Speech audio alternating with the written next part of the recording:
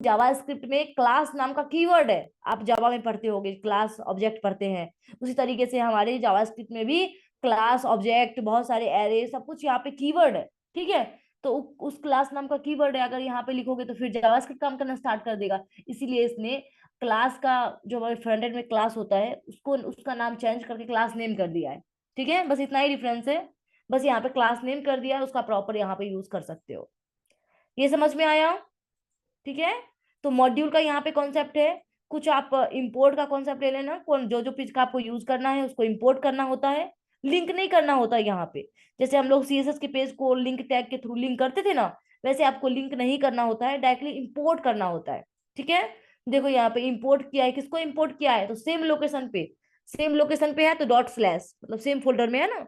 ठीक है, dot slash और फोल्डर फाइल का नाम, जो भी फाइल है उसका नाम लिख दो। ठीक है, इस तरीके से आप प्रॉपर यहाँ पे फाइल को इंपोर्ट कर सकते हो। ओके, उसके बाद आप देखना कि यहाँ पे रिटर्न मेथड के अंदर में ऐप नाम का क्लास बनाया है, ऐप हेडर है, उसमें कुछ लोगो भी है, एंटर वो भी बताते हैं। यहाँ पे क्या क्या लिखा है, एडिट एसआरसी के अंदर में जीएसएक्स में जाओ एंड सब सेव करके रिलोड करो। लर्न मोर के जगह पे आप लर्न रिएक्ट के जगह पे हम लर्न मोर रिएक्ट करना चाहते हैं, तो जो भी एडिटिंग करना चाहते हो यहाँ से आप कर सकते हो। और ये काम कैसे करता है वो देखो, हमने इसमें कुछ चेंजिंग किया। ठीक है, इसे ऐप डॉट जीएस में चेंजिंग किया, देखो लर्न मोर रिएक्ट आ गया। ठीक है, अब देखो ये जो ऐप डॉट जीएस है ना, ये हमारे main page index dot GS से लिंक है। किससे लिंक है, इंडेक्स डॉट जीएस से लिंक है। यहाँ पे कुछ कोड्स वगैरह रहेंगे, आप देखना कि इसमें आपको ऐप डॉट जीएस जो है वो आपको यहाँ पे इंपोर्ट होता हुआ दिखेगा। डॉट जीएस हाइड रहता है क्योंकि जीएस का ही पेज है, तो ऑलरेडी डॉट जीएस हाइड रहता है, और इसको यहाँ पे इसने प्रॉपर काम किया है। ठीक है, इसको प्रॉपर इंपोर्ट किया है, इंपोर्ट करते टाइम इसका नाम इसने ऐप रख दिया।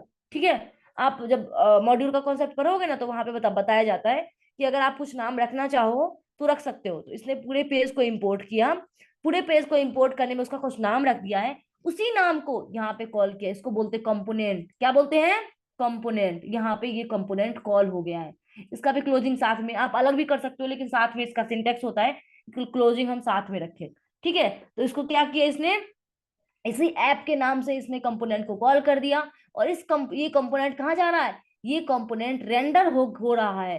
कहाँ पे रेंडर हो रहा है, तो आपके मतलब डॉक्यूमेंट डॉट आईडी, कौन से आईडी पे, रूट नाम के आईडी, बताए थे रूट नाम का आईडी कहाँ है, रूट नाम का आईडी किस पेज में है और किस फोल्डर के अंदर है,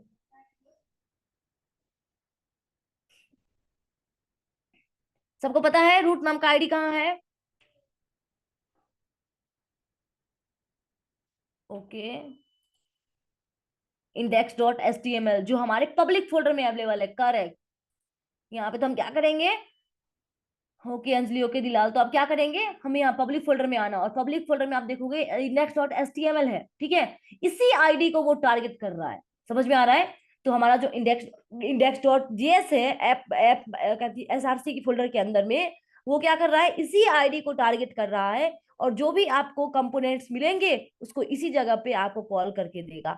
तो अभी सिंपल ऐप डॉट जीएस था, इसीलिए ऐप वाले में जो भी मतलब कंसेप्ट है उसको इसने प्रॉपर डाला है। इसका जो सीएसएस पेज है देखोगे बहुत अच्छा स्टाइलिंग किया है। इसका सीएसएस पेज कौन सा है, in the app dot CSS है, तो ऐप डॉट सीएसएस में आ जाओ। अब देखो जैसे ही आप ऐप डॉट सीएसएस में आओगे तो यहाँ पे बहुत सारा स्टाइलिंग किया रहेगा, यहाँ पे अलाइन सेंटर किया है, पढ़ने में तो सब यहाँ पे आता ही है।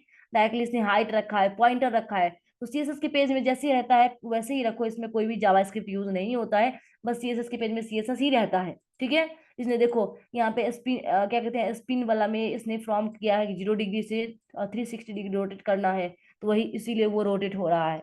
ठीक है, वहां पे इसने प्रॉपर और भी कॉन्सेप्ट कुछ कुछ यूज किए होंगे जिसके कारण आपको प्रॉपर रोटेट करके वो दे रहा है। 20 सेकंड वो टाइम टाइम लिया है, वो इन्फिनाइट टाइम तक चलता रहना चाहिए, इसलिए वो चल रहा है। ठीक है, तो इस तरीके से आप यहाँ इसमें आप देख सकते हो कि कैसा आपको प्रोजेक्ट बनाना है। हमें ये सब प्रोजेक्ट पहले से नहीं चाहिए, तो नहीं चाहिए तो क्या करेंगे, आप देखो हम क्या करते करते क्या है, जो पहले से कोड रहे उसको कंट्रोल लेकर के डिलीट कर लो। ठीक है, इंडेक्स डॉट जेएस में कोई भी चेंजिंग मत करना, क्योंकि आपको बाय डिफॉल्ट इसमें जो है, ये हमारा इंडेक्स डॉट जो जेएस होता है वो हमारे मेन मतलब जो भी कंपोनेंट बनाओगे ना उसको यहाँ से रेंडर करोगे। मतलब यहाँ से आप भेजोगे, इसमें चेंजिंग मत ही करो तो अच्छा है। डायरेक्टली आप ये जो आपका ऐप डॉट जीएस है, यहाँ पे हम सबसे पहले क्या करेंगे, यहाँ पे एक फंक्शन किसी को इंपोर्ट करना है तो आप यहाँ से इंपोर्ट कर सकते हो। इंपोर्ट लिखना, इंपोर्ट फ्रॉम मतलब किसको इंपोर्ट करना है, तो मतलब हमें सिंपल लिखना है कि dot slash app dot GS को इंपोर्ट करना है। लेकिन आप रिएक्ट पे काम कर रहे हो तो अभी आपको लिखना कंपलसरी नहीं हुआ है, लेकिन आप लिख सकते हो हाँ हम रिएक्ट को इंपोर्ट करना चाहते हैं। तो रिएक्ट को इंपोर्ट करना कहाँ से, रिएक्ट नाम की फोल्डर से, ठीक है। उसके बाद आपको एक फंक्शन बनाना है। अभी देखो दो तरीके से कंपोनेंट आप क्रिएट करते हो। फर्स्ट होता है फंक्शन बेस्ड कंपोनेंट, सेकंड होता है क्लास बेस्ड कंपोनेंट। तो अभी फंक्शन सबको बनाने आता है, इसलिए मैं स्टार्टिंग में अभी फंक्शन बेस्ड ही बताऊंगी, बाद में आप क्लास बेस्ड भी कंपोनेंट बना सकते हो, ठीक है। तो जो फाइल का नाम है उसी फाइल के नाम से आप फंक्शन का नाम रखना, और इसके अंदर में हम यहाँ पे आ जाएंगे। अब आप क्या क्या करना चाहते हो, अभी जावास्क्रिप्ट का कोड करना है तो यहीं से कोड करना स्टार्ट कर देना, ठीक है। लेकिन आप एचटीएमएल का कोड करना चाहते हो तब आपको क्या करना है, रिटर्न नाम का मेथड यूज करना है। रिटर्न मेथड के अंदर में आप जावास्क्रिप्ट का कोड लिखोगे, ठीक है। जो भी लिखोगे, जैसे कुछ पैराग्राफ्स लिखने हैं, ठीक है, तो हम पैराग्राफ्स में आते हैं, LOREM करके कंटेंट यहाँ पे नहीं आएगा। तो उसके लिए भी हमें एक कॉन्सेप्ट यूज करना पड़ेगा।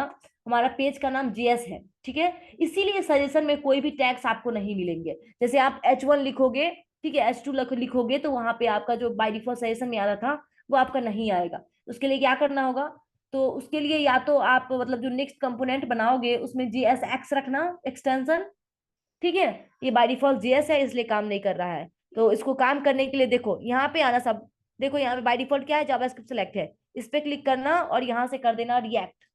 क्या करोगे, रिएक्ट, रिएक्ट में JSX जावास्क्रिप्ट XML इसको सेलेक्ट कर लेना। अब जैसे ही आप पैराग्राफ सेलेक्ट करोगे, एक मिनट अभी भी नहीं शो कर रहा है क्या, देखो आ रहा है। इस तरीके से आप यहाँ पे कंटेंट को ले सकते हो। LORE है वो भी कॉन्सेप्ट यहाँ पे काम करेगा, सारा कॉन्सेप्ट काम करेगा जब आप JSX को सेलेक्ट कर लोगे तो, ठीक है।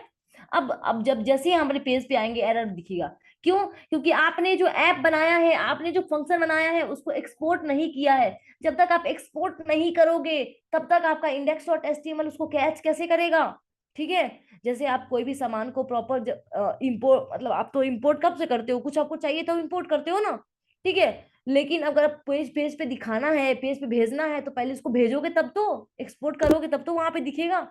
इसीलिए यहाँ पे आपको एरर मिल रहा है। तो हम क्या करेंगे, इसके नीचे आएंगे और लिखेंगे एक्सपोर्ट डिफॉल्ट। क्या लिखेंगे, एक्सपोर्ट डिफॉल्ट, ठीक है। एक्सपोर्ट डिफॉल्ट किसको आप एक्सपोर्ट करोगे, तो ऐप नाम का जो फाइल है उसको हम एक्सपोर्ट करना चाहते हैं, फंक्शन है उसको एक्सपोर्ट करना चाहते हैं। जैसे ही किया, आपका जो फाइल है उसमें आपका एक कंटेंट जो है आना स्टार्ट हो जाएगा। समझ में आया, ठीक है। इस तरीके से आप यहाँ पे दिखा सकते हो। अब क्या है कि हमारा जो मतलब ऐप डॉट CSS है इसमें भी हम कुछ नहीं रखना चाहते हैं, तो डायरेक्टली इसको रिमूव कर दो, ठीक है। अब यहाँ पे देखना कि प्रॉपर आपका फाइल आ रहा है, कोई भी चेंजिंग चेंजिंग नहीं है। अब एक चीज को और गौर करना कि index.css में भी कुछ कॉन्सेप्ट है। क्या है इसमें, उसने फॉन्ट फैमिली वगैरह यूज किया है, तो हमें ये सब नहीं चाहिए, तो डायरेक्टली कंट्रोल लेकर के डिलीट कर देना, ठीक है। ये बाय डिफॉल्ट index.html से लिंक है, इसीलिए काम करेगा। अब रिमूव किया है, अब देखो नॉर्मल टेक्स्ट आ रहा है।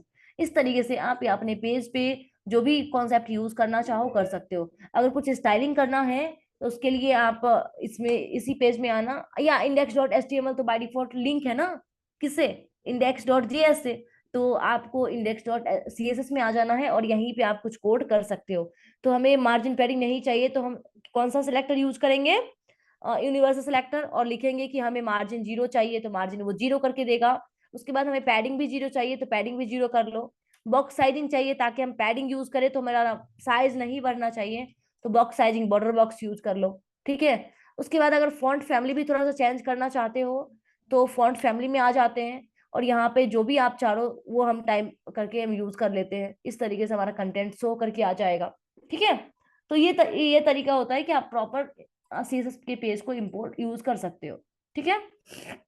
हमने यहाँ पे किया है। अब कुछ आपको हेडिंग भी चाहिए तो क्या करोगे, यहाँ पे H1 या H2 में आप कुछ हेडिंग लिखोगे, LOREM 5, हमें 5 वर्ड का हेडिंग चाहिए, 5 वर्ड लिख लिया, लेकिन एरर मिलेगा। अब क्या एरर है देखो, आपको बता रहा JSX expression must have one parent element. एक पेरेंट के अंदर में ही आपको सारा करना है, ऐसा नहीं, मतलब एक पेरेंट टैग ले लो, उसी के अंदर में सब कुछ आप लिखो, ठीक है, ऐसा नहीं कि 10 पेरेंट टैग नहीं बनाना है। मतलब क्या, कि आप एक मेन पेरेंट टैग बना लो, कोई भी टैग ले लो, ब्लैंक टैग ले लो, डिव टैग ले लो, उसी के अंदर में आप जितने टैग्स लिखना होगा टैग्स का कलेक्शन लिख सकते हो। लेकिन आपको एक मेन टैग लेना होगा। तो डिव लेना चाहते हो तो ले सकते हो, या ब्लैंक टैग भी ले सकते हो। और उसके अंदर में जब आप कंटेंट को लिखोगे, कुछ मिस्टेक किया गया? मैं क्या, ऐसा क्यों लग रहा है कुछ मिस्टेक हुआ है? कंट्रोल जेड पे, देखो यहाँ पे क्या हो रहा है, एरर आना स्टार्ट हुआ। अब क्या करेंगे, इस मतलब एक्स को कम यहाँ पे हटाएंगे, और उसकी जगह पे एक ब्लैंक टैग का यूज कर लेंगे। जैसे आपने ब्लैंक टैग का यूज किया और इसके अंदर में फिर से आप कंटेंट रखोगे, तो अब आपको एरर नहीं मिलेगा। तो अब वो थोड़ा सा रिफ्रेश करेगा, आपको एरर जो है दिखना बंद हो जाएगा। अब अपने पेज पे आ सकते हो और देखोगे तो आपका जो मतलब टेक्स्ट है वो ऑलरेडी शो करके आ रहा है। ये एरर दिखा क्यों रहा है? मतलब रेड रेड कलर का यहाँ बॉक्स आ रहा है ना, इसलिए। एक मिनट, मैं एक बार चेकआउट कर लेती हूँ। ऐसा तो कोई एरर नहीं है। कंट्रोल आर, HTML, ओके चलो ठीक है।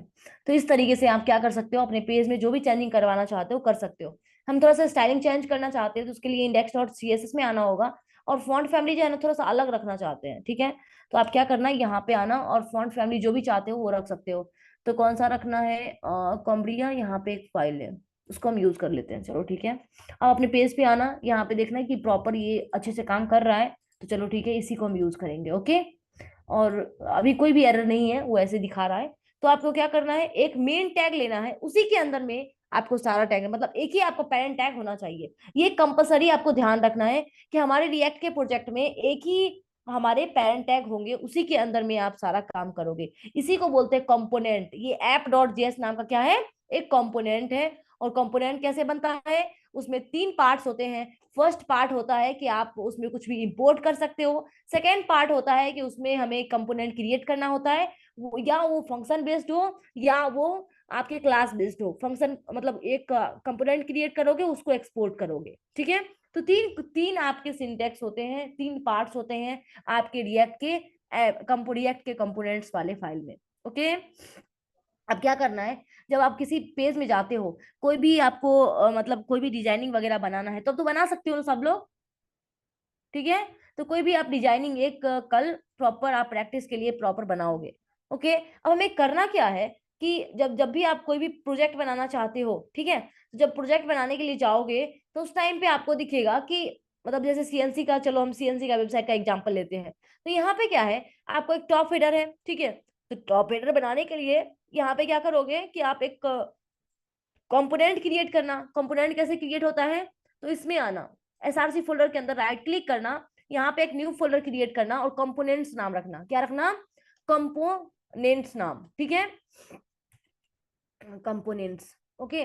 यहाँ पे नाम रखना, इसके अंदर में आप मल्टीपल फाइल बना सकते हो कंपोनेंट का, ठीक है।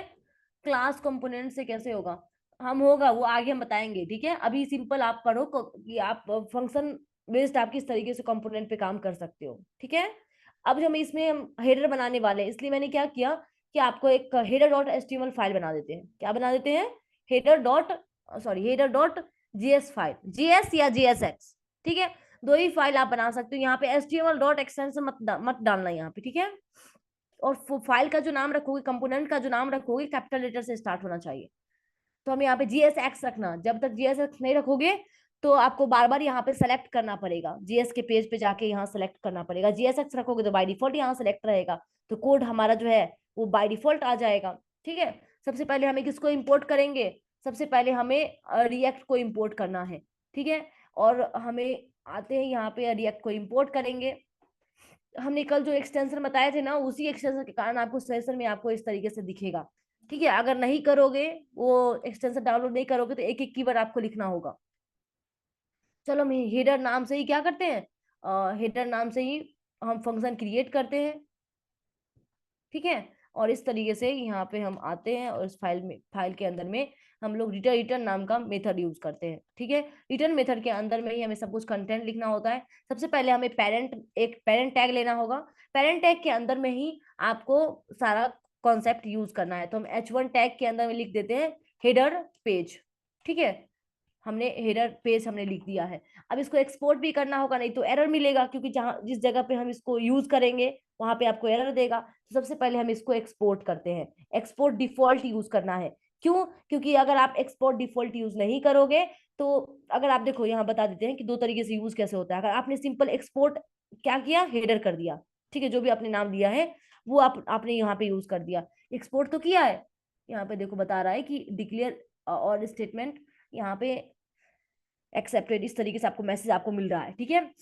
आपको जब आप इसका यूज करना चाहते हो तो क्या करोगे, मतलब यहीं पे आना, और इस फाइल से नीचे आप यूज करना चाहते हो यही ऊपर, हम चाहते हैं क्या, सबसे पहले हेडर दिखना चाहिए, इसलिए आप यहाँ पे हेडर को डायरेक्टली यहाँ पे लिखना, ठीक है। जैसे आप हेडर को लिखोगे तो आपको मैसेज मिलेगा कि आप इसी हेडर को इंपोर्ट करना चाहते हो क्या, ठीक है। एक मिनट, इसी हेडर को इंपोर्ट करना चाहते हो, तो हाँ हम इसी हेडर को इंपोर्ट करना चाहते हैं, हमने इंपोर्ट कर लिया, ठीक है। अब बताना पड़ेगा कहाँ उसका लोकेशन कहाँ है, तो सेम सेम जगह पे है, मतलब सेम फोल्डर में है। तो हम क्या करेंगे, जो नाम से आपने प्रॉपर कॉल किया है उसी नाम से यहाँ पे डालोगे फ्रॉम। इसका फाइल का जगह कहाँ है, ठीक है। तो आप लिखोगे फ्रॉम और बताओगे कि सेम लोकेशन पे एक कंपोनेंट्स नाम का फोल्डर है, इसके अंदर में जाने के बाद आपको यहाँ पे हेडर डॉट JSX मिल जाएगा। इसी फाइल को हमने प्रॉपर इंपोर्ट किया है, ठीक है।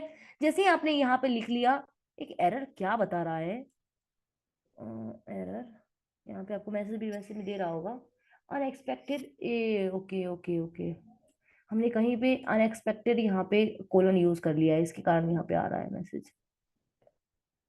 बट यहाँ पे तो ये तो रहेगा, क्योंकि इसके बिना तो हम कुछ कर नहीं सकते ना। एक्सप्लोर डिफॉल्ट नहीं लिखा। अब देखो यहाँ पे एरर तो बता रहा है ना कि इसने हमने यहाँ पे यूज किया है, तो आपको मैसेज दिखेगा कि यही एक्सपोर्ट डिफॉल्ट यूज नहीं किया है, ठीक है। तो उसके उसके लिए भी एक सिंटेक्स है कि आपको इसमें क्या करोगे, अगर आपने इस तरीके से आपने यूज कर लिया, पूरे पेज में इंपोर्ट नहीं किया है और कम कंट्रोल में आप यूज कर लोगे, तो भी एक प्रॉब्लम सॉल्व हो जाता है। एक मिनट, पहले मैं हेडर को रखती हूँ और यहाँ से एक्सपोर्ट डिफॉल्ट यूज करते हैं और फिर हम हेडर को रखते हैं, तो आपका कोई भी एरर नहीं आएगा, प्रॉपर आपका आउटपुट मिलेगा, ठीक है।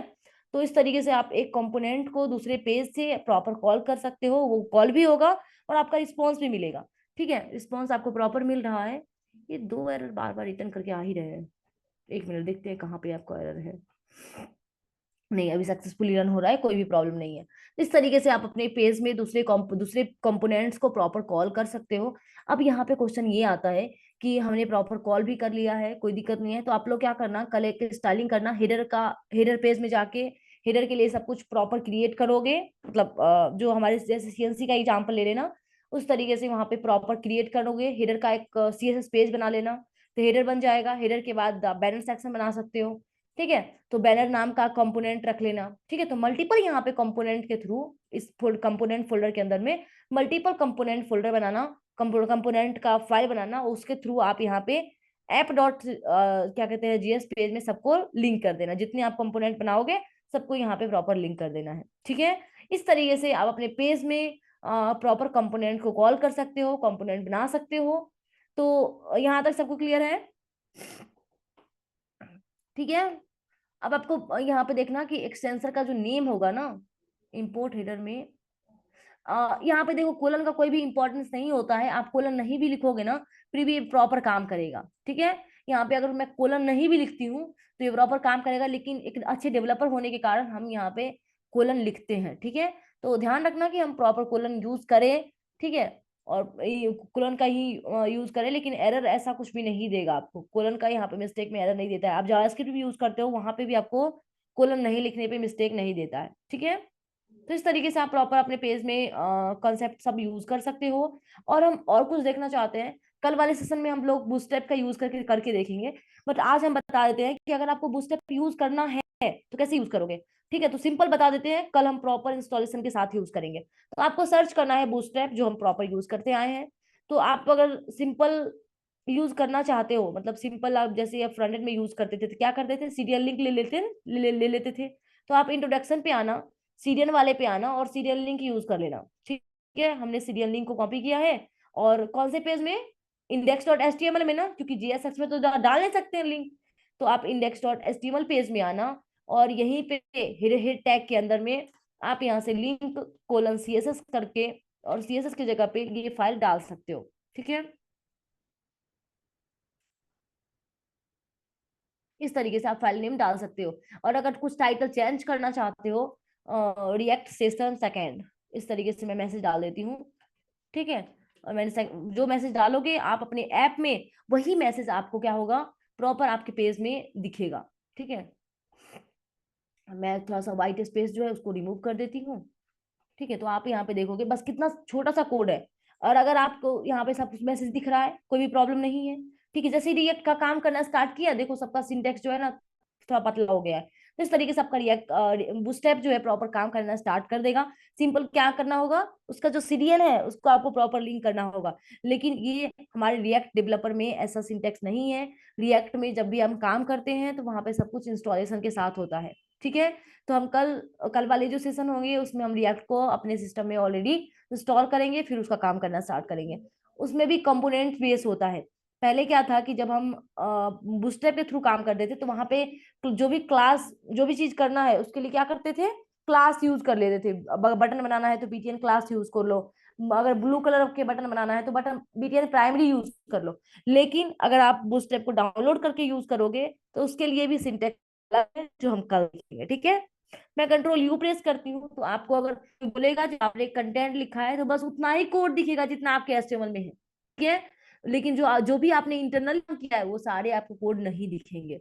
और जैसे ही आपको इतना कोड मिला तो आप समझ जाना कि ये जो प्रोजेक्ट है वो रिएक्ट में बनाया गया है। किसमें बनाया गया है, रिएक्ट में बनाया गया है। जैसे आपको देखो कि react.dev का जो प्रोजेक्ट है react.dev, बताए थे कल।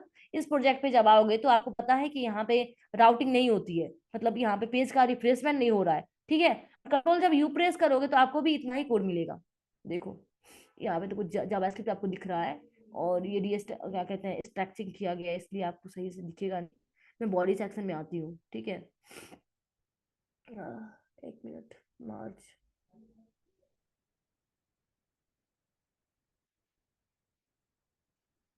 बस पैराग्राफ और मतलब यहाँ पे S3 बस इतना ही डाला है उसने प्रॉपर पूरे पेज में। ठीक है, लेकिन अंदर में देखो कितना कितना कंटेंट है उसका पता नहीं। ठीक है, बट यहाँ पे आप जब देखोगे तो वो प्रॉपर आपको उतना ही दिखेगा। react.dev पेज में आते हैं, मैं कंट्रोल U प्रेस करती हूँ और फिर हम एक बार चेकआउट करते हैं। देखो क्या हो रहा है, आपको एक लिंक मिलेगा, आप यहाँ से बॉडी टैग यूज कर सकते हो। बॉडी हम फाइंड आउट करते हैं कि बॉडी टैग है कहाँ पे। ठीक है, आपको दिखेगा। देखो बॉडी के अंदर में आओ, और बॉडी के अंदर में आने के बाद यहाँ पे कुछ ही टेक्स्ट वगैरह लिखा हुआ है। ठीक है, तो मतलब क्या कि यहाँ पे भी वही है कि रिएक्ट में जब यूज करते हो तो ज्यादा कॉन्सेप्ट लिखना ही नहीं है। ठीक है, क्योंकि उतना ही कॉन्सेप्ट दिखता है ना जितना आपने index.html में लिखा है, और बाकी बात तो दिखेगा ही नहीं। क्यों, क्योंकि आपने उसके अंदर में जावास्क्रिप्ट के पेज में यूज किया है। तो इसीलिए हम जब जावास्क्रिप्ट, लेकिन राइट क्लिक करके जब इंस्पेक्ट करोगे, ठीक है, अगर देखना है कि काम कर रहा है कि नहीं, तो इंस्पेक्ट करना। इंस्पेक्ट करने के बाद जब आप इस बॉडी में आओगे और फिर आप यहाँ से डिव को सिलेक्ट करोगे तब आपको कंटेंट दिखेगा। ठीक है, जब डिव को सिलेक्ट करोगे, क्योंकि टारगेट किया है, टारगेट करने के बाद यहाँ पे आगे सबको सेंड करता है, इसीलिए यहाँ पे आपको मैसेज दिखेगा। समझ में आया? ठीक है, तो कुछ भी आपको फाइंड आउट करना होगा तब आप यहाँ पे इस तरीके से आप फाइंड आउट कर सकते हो। कंट्रोल U प्रेस मत करना, क्योंकि वहां पे कुछ भी नहीं दिखेगा। ठीक है, तो राइट क्लिक करके इंस्पेक्ट करके तभी आपको देखना होगा कुछ भी चेंजिंग करना है, या हमारा मतलब कुछ भी एरर है, एरर कंसोल पे दिख जाएगा। ठीक है, और कंटेंट वगैरह जो है वो आपको यहाँ पे आपको मैसेज में दिखेंगे। ठीक है, तो इस तरीके से जो भी आपके रिएक्ट के प्रोजेक्ट है उसमें जो भी चेंजिंग वगैरह करना चाहते हो वो कर सकते हो। आज आज फोल्डर स्ट्रक्चर सबको समझ में आया हो? Recording stopped.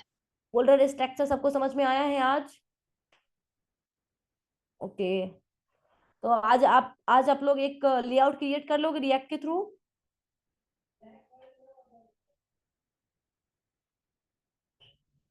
सब लोग लेआउट क्रिएट कर सकते हो अब रिएक्ट में।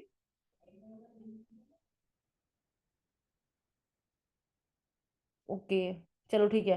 तो आप लोग का असाइनमेंट है कि आप एक प्रॉपर फ्रंट एंड के थ्रू, मतलब फ्रंट एंड के डिजाइन के अकॉर्डिंग ही आपको रिएक्ट में एक प्रॉपर लेआउट क्रिएट करके रखना है। प्रैक्टिस करने के लिए आप प्रॉपर एक लेआउट बनाओगे। ठीक है, आपका फर्स्ट असाइनमेंट आ जाए।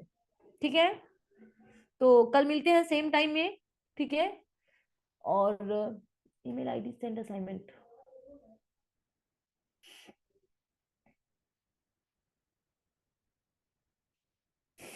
ओके, थैंक यू एवरीवन, मिलते हैं सेम टाइम में कल। ओके।